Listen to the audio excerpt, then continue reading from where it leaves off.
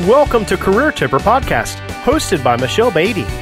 The Career Tipper Podcast is a motivational resource that shares career and entrepreneurial tips by industry experts that will help amazing people evolve to their professional best. And now your host, Michelle Beatty. Episode 41 of the Career Tipper Podcast features Matt Certo. Matt serves as CEO and principal of the digital marketing agency Find Some and Win More. Over the course of 2 decades, he has helped hundreds of companies create and grow customer relationships using digital marketing strategy and tactics.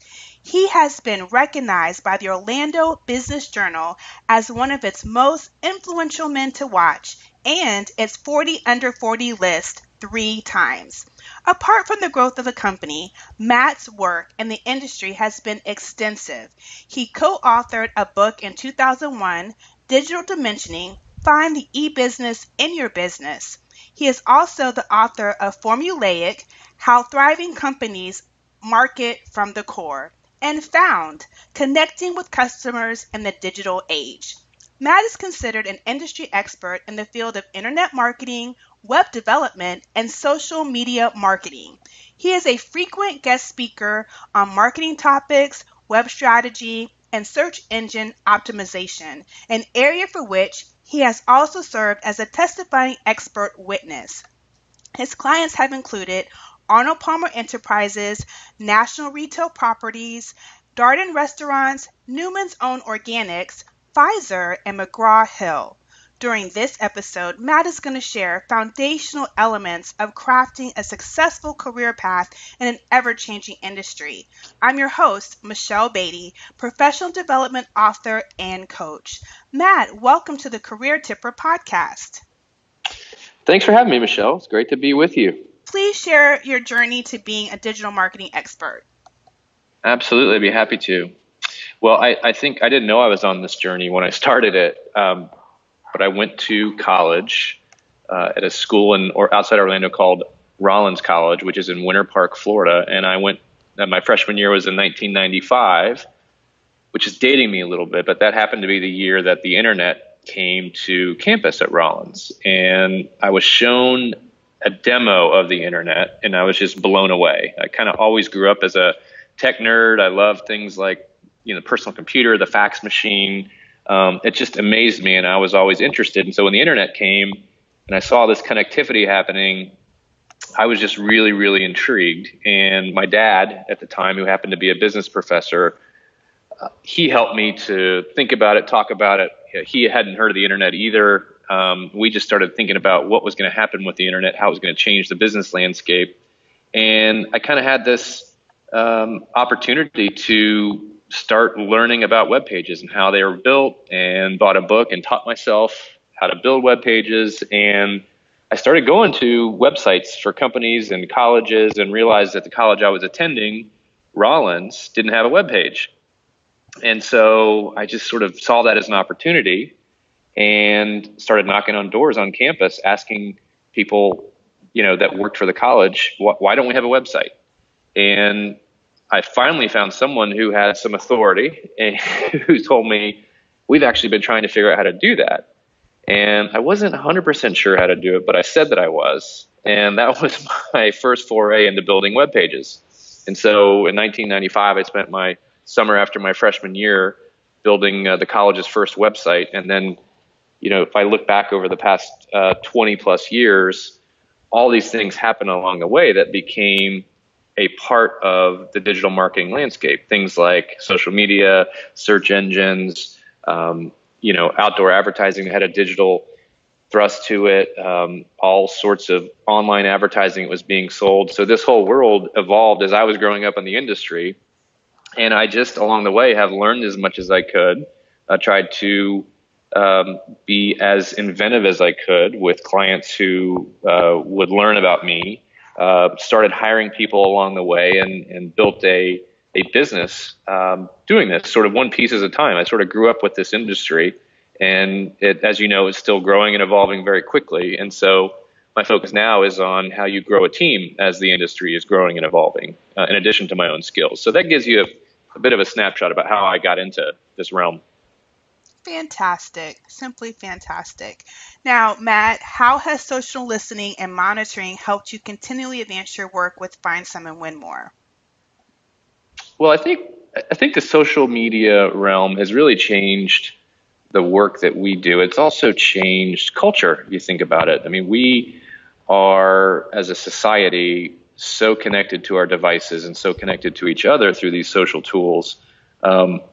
Social media, whether it's publishing, communication, or listening and monitoring, as you talk about, is a huge part of what brands have to be thinking about.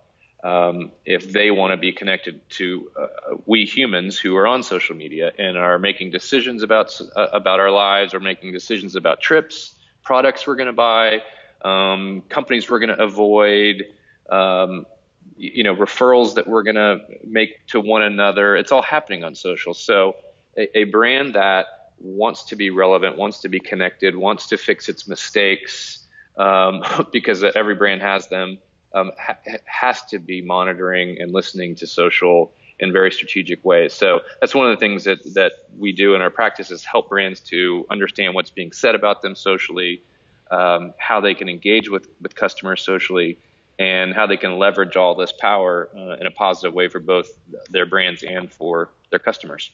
Matt, you co-authored and authored several marketing books, most recently Formulaic, How Thriving Companies Market from the Core. Please share an overview of the key elements that drive brand marketing momentum. Absolutely. So I think it's in my blood. I come from a family of academics. My dad is a published author. My brother and sister are both PhDs who publish and write a lot. So it's sort of in the family. And writing about the challenges that I see cross sections of our client base face is a lot of fun for me. It's also I think helpful to the work that we do. It helps to bring process and methodology to some of the encounters that we have with clients. And basically the idea behind Formulaic is to help brand marketers reverse engineer these popular brands that they see in the marketplace and help them to understand how they might be able to replicate what they see happening. So one of the brands I talk about is Yeti.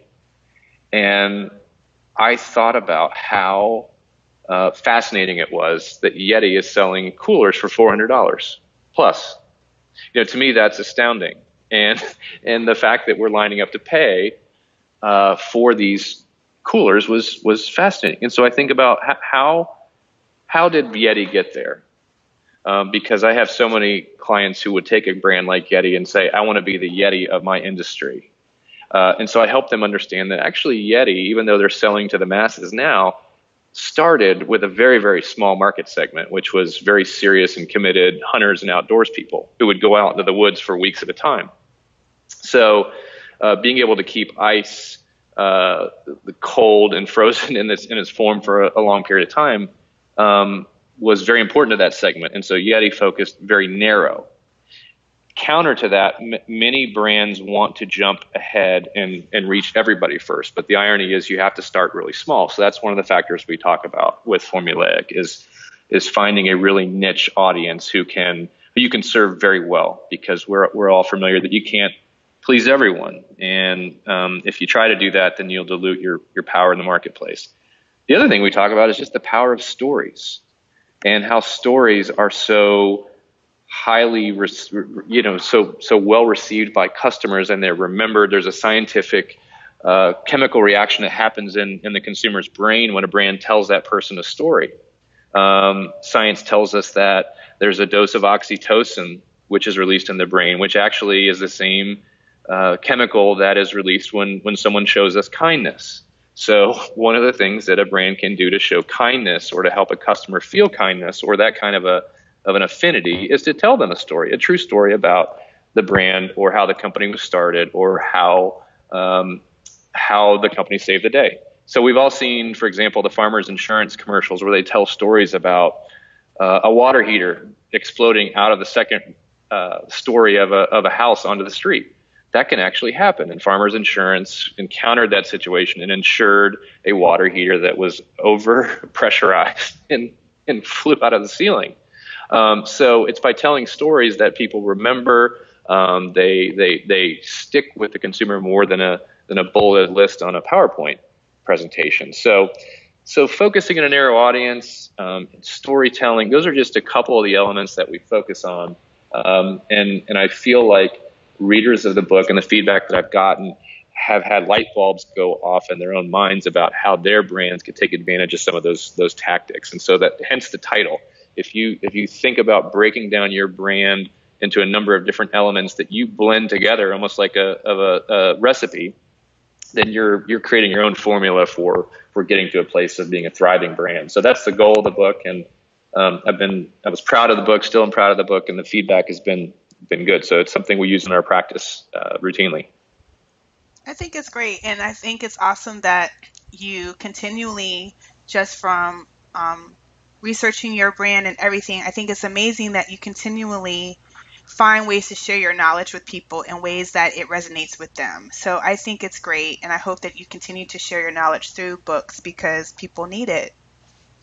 Absolutely, and I appreciate that. And I want to plug something else because it makes me think of it. Every Monday, I send out a tip, an email for free to people who are interested. It's you can go to marketingtipmonday.com and subscribe, and it's just one free tip every week that helps a brand think about what they could be doing in the marketplace to get closer to customers. Yes, please subscribe. I subscribe, and it's full. It has great. It's not just like one thing. Like Matt goes into detail of the tip, and he gives you examples and how to apply it. So it's definitely a great exchange of information. Email for info. So please, listeners, take advantage of that great resource that he offers. So thank you, Michelle. You're welcome. Definitely. So we know that marketers are strategic thinkers. It's probably just part of what they do, putting it all together, like you said, creating that story. So what are a few factors that you encourage fellow marketers to keep in mind when identifying and cultivating the competitive edge for marketing strategies? Sure. Well, I think in formulaic, really, which I just was talking about a bit, focuses on a methodology for doing this, for being strategic, that I think is approachable to most brand marketers. I think the key difference or the key element that I think about when I think about your question and I think about formulaic is I really encourage clients to figure out what their true points of differentiation are in a factual way, and not just in a way that references platitudes about the business, and to really write those down and think about what those are. So let me just talk about that. To think about a differentiating factor, you can't say we are serious about quality or we are serious about customer service and expect for that to make a wave in the marketplace, because if you think about it, most businesses are going to tell you that. So saying we're committed to quality or we're committing to customer service, every hotel chain would probably tell you that upon check-in. But you and I both know that they would approach it differently. So you have to think about, what do you do from a factual, tangible level that is different? So a couple things to think about. You think about the Ritz-Carlton, because we're talking about hotel experience. If you ask someone at the Ritz-Carlton where the pool is, their policy is, we will walk with you to the pool. We're not going to point you and say, go around the corner there and go through the sliding doors and best of luck to you. They will actually usher you to the destination in the hotel. So they take a differentiated approach to customer service. Some brands we see actually have a methodology for how they do things that is proven. So they can say to a customer that we have a methodology that we use to approach this problem that you're having. Or they can speak from a factual standpoint and say, we've been in this industry for 25 years. We actually have longevity that we can point to. So we really encourage clients to figure out how to be different and how to talk about it in a different way. And if you don't have those key areas of differentiation, then we encourage them to actually create them within their business so that they really do stand apart in some tangible, measurable way. So, and it can be small things. I mean, one of our clients, Tijuana Flats, which is a fast casual Tex-Mex restaurant. They have great ice that people rave about. And as silly as that is, people come for the ice. It's that slushy ice that is in your cup as opposed to like these hard, crunchy ice cubes. It's sort of the slushy, soft ice. And so there are little things within a business that can really set you apart. They don't have to be huge, but they just have to be noticeable and tangible. I love that. Thanks for sharing that. Now, every website should have a strategy. You've been sharing nuggets along the way that confirms that. So please share insight on the importance of attracting engaging traffic, reaching more relevant audiences, and increasing awareness in sales. Sure. So a lot of pieces to that, but I'll share a couple things. Going back to the Yeti example, we actually encourage clients to develop personas of their audience segments. So, again, you can't, if you try to be everything to everyone, you'll be nothing to no one. I mean, there's that cliche that's out there, and we believe in that. So we encourage them to really think about who their audience segments are. So if I'm a fitness club, I might have multiple segments. I might have the 65-year-old male who is trying to avoid diabetes. I might have the junior in high school male who's trying to make his varsity basketball team, and that's a different segment. I might also have a female athlete that is trying to increase flexibility. So you have these different buckets of customers that you have to figure out a way to talk to specifically. So if you just talk about fitness, your information won't be very engaging to everyone. But if you figure out ways to develop workouts, to develop nutrition plans, to develop workout schedules for those individual segments, you'll have content that hits them more squarely and has more of an impact on them. So once you figure out who your audience segments are, then you have to really think about what content matters to them. And this is where I think a lot of brands go the wrong direction, because their content ends up being self-serving and self-promotional. But as consumers in the internet age, we're selfish, and we want information that's going to help us. And so brands really need to be they need to be providing true value, compelling value to those audience segments and investing in the creation of content. So websites today, a big part of the strategy is figure out who you're talking to, and then figure out how to create content and features and tools within that site that really helps them, helps the audience segments and satisfies them in some way that other people aren't. When you say investing in content, please elaborate a little bit more on that, because I think that's an awesome share. Sure. So the whole world of content marketing, it's been around a long time, but it's really accelerated with the internet age. Content marketing is this idea that you want to create content that informs and influences an audience segment instead of advertising or selling. So if you think about the back of an airline seat back pocket, that you've got a magazine in there from Delta Airlines. That magazine is meant to be informational content that gives you a connection to the brand. It's not necessarily advertising Delta Airlines, although Delta's name is there. It's more offering content about the destination that you're going to, how to stay hydrated during your travel or your plane flight. It's there as a connection to you. So when it comes to content marketing through your website, that's where you really get into your blog, to providing videos that people would be helped by. Home Depot is a great example of this. You go to Home Depot's website or their YouTube channel, you can find all sorts of do-it-yourself videos on how to fix things around your house. So it's this idea of creating content that helps the customer, informs, influences them. It does it under the moniker of your brand, but it's not overtly selling. And that's the key, is how do you inform without appearing so self-promotional. Thank you for sharing. Thank you for elaborating on that. So next up, SEO. I think it can be so confusing for people sometimes. So what are key elements to developing an effective SEO strategy?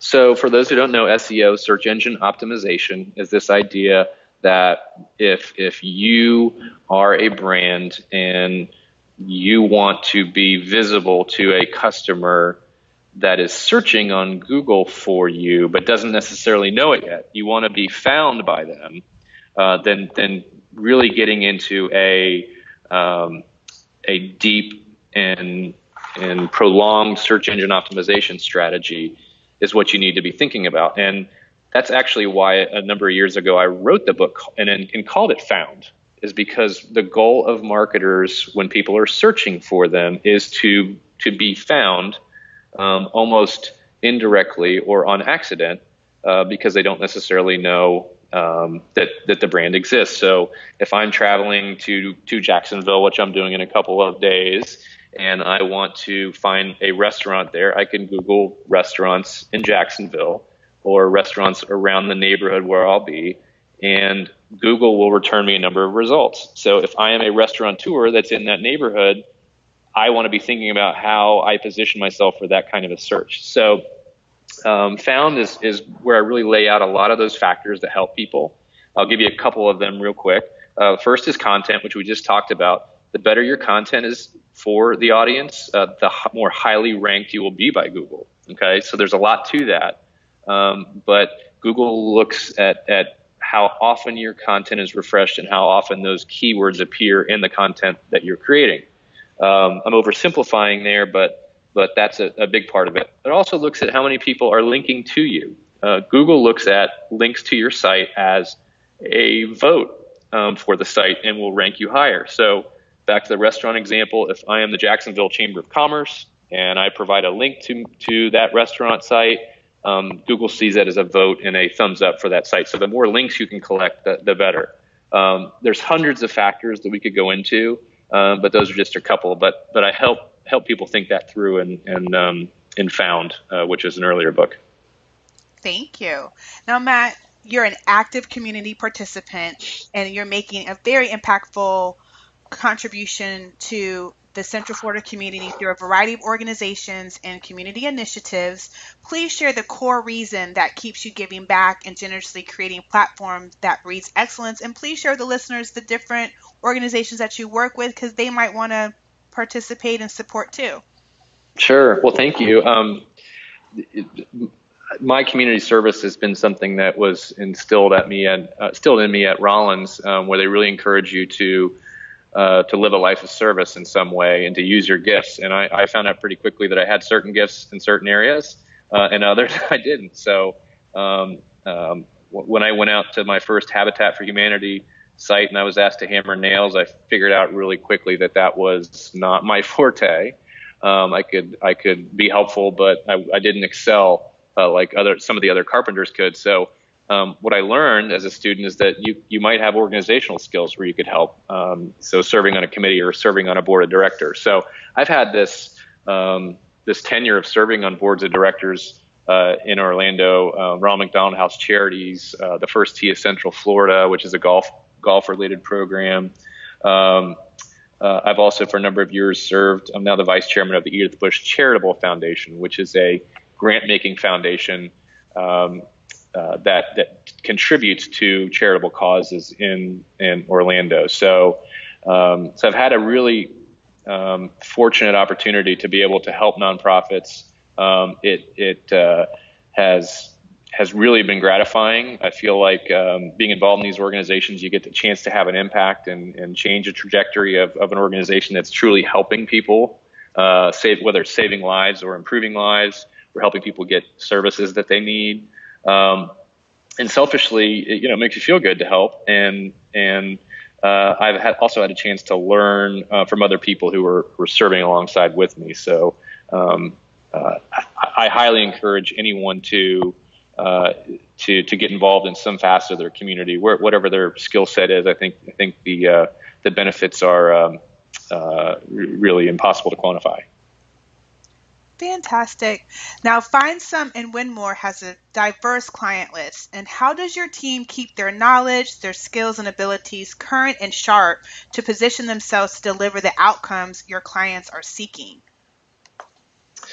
So great question. It's a very important part of our mix at the agency, and our culture is very intentional about encouraging team members to bring into the office the things that they're learning on the front lines, including myself. So it might be an experiment you're running with an ad for a client. It might be a research report that just came out talking about a shift in trends of users. It might be a video that is talking about a new dimension of the work that we do. It might just be a really cool example of something you saw that worked. We talk a lot in our office about things that we're receiving as consumers, as marketing messages, and how they're impacting us. And then we think about, could those same tactics be used for our clients? And so that's part of the genesis of Marketing Tip Monday is, what are the small things that we're seeing or big strategies that we're seeing that could be applied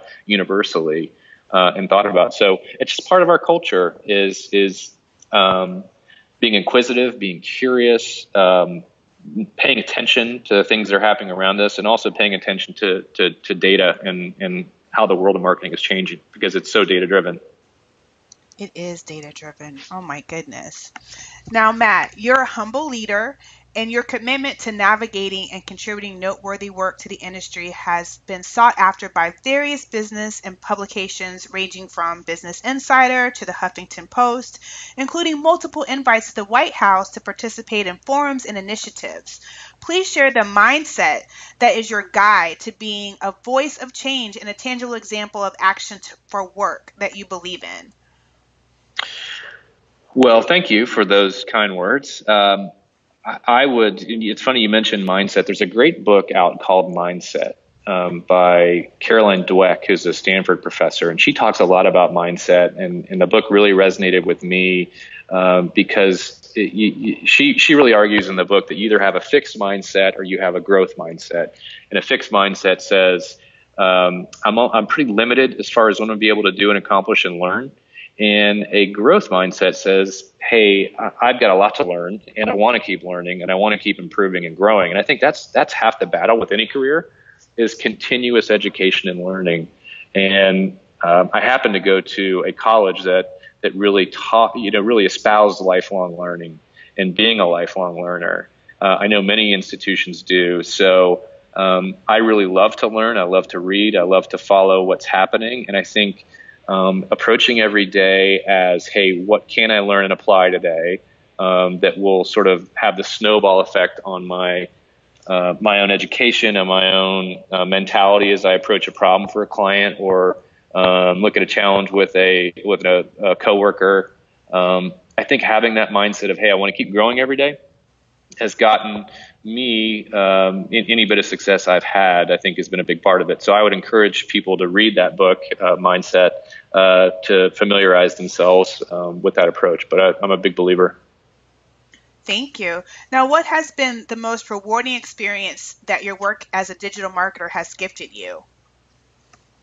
I think generally speaking, and we talk about the why of our business, when you do something for an extended period of time, as you and I have talked about in the past, it gives you a view of the world. It gives you an immediate read when you look at a problem, because you've seen that problem 10 times before and you know how to solve it. And so when you have a client who really truly wants that assistance and that help with their brand marketing or their business in general, and they trust you enough to give them to give you that opportunity to help them, and they follow your advice, they put the advice into practice, and they see a tangible difference in their business. That's the why, because that's not what they do. That's not their business. They're coming for help. When you have a chance to help, they let you in and they trust you, and then you actually are able to have an impact. That's the most rewarding thing, is actually seeing their success by a partnership between our agency and their business. No, that makes a lot of sense. Now, Matt, Thank you so much for being a guest on the Career Tipper podcast. And it's just the way we end every episode. Please share your favorite quote or affirmation that keeps you creating career tipping moments. Well, thank you for having me, and I've enjoyed being a guest. And I think, there are a lot of quotes from, and if you haven't seen the commencement speech that Steve Jobs gave a number of years ago, it's on YouTube. He gave to Stanford University. And there's so many great quotes, and he actually tells stories in that commencement address that really resonated with me and stuck with me. And one of the quotes that stuck out from that, from that speech where he's giving career advice to a group of graduates, is the idea to stay hungry and stay foolish. And I think that the foolishness that he's referring to is the idea that we're all born to explore, to try new things, to fail a bit, and to learn from those mistakes, and to keep going and keep growing. And so that sticks with me every day as something to be thinking about as far as my career. And I hope other people find that inspiring as well. I think so. Now, please share with the listeners how they can get in touch with you. Sure. Probably the easiest way is through Twitter, @mcerto, @MCERTO, and then email mcerto@findsomewinmore.com. Both of those are great ways if people would like to get in touch. And marketingtipmonday.com is also a cool thing to follow along with as well. Oh, Matt, before we leave, before this episode ends, please share with the listeners the meaning of the name Find Some Win More, because I love it. Absolutely. Thank you. People have given us a lot of great feedback on the name. We started, when I started the company, it was originally called Web Solvers in 95, and just did web pages back then. And about 5 or 6 years ago, we wanted to rebrand the company to evolve as more of a full-fledged marketing agency, not just a website builder. And Web Solvers had this tagline, finding and winning new customers. And we had the notion and the idea in our leadership team, what if we took the idea of find and win, which customers want? They want new customers. Our clients did and still do. And we made characters out of those two concepts. So Find Some and Win More is this aspirational story about two gentlemen who were basically pioneers in the field of marketing and advertising and communications. And part of our brand message is that we want to be on the forefront of digital marketing, but we also want to pay homage to the traditional fundamentals of marketing that don't change. Things like taking care of customers, having a good product, having a good promotional strategy. Those things don't change. The channels have evolved, obviously, as we know. But that's the story behind the name, and it's allowed us and permitted us to have a lot of fun with the brand. Thank you for sharing. Thank you so much. And listeners, you can stay in touch with me, Michelle Beatty, at CareerTipper.com, and on Facebook and Instagram at CareerTipper, and on Twitter at CareerTipper1. Please listen and subscribe to the podcast on iTunes, Spotify, and Stitcher Radio. If you enjoyed this episode or any other episode of the Career Tipper podcast, please leave us a 5-star review on iTunes. Until next time, be confidently you. Thank you for tuning in to this episode of the Career Tipper podcast. We're grateful for our listeners and guests. For more resources about how to evolve to your professional best, share your comments and feedback about this episode and your suggestions for future guests, visit CareerTipper.com. Until next time, be confidently you.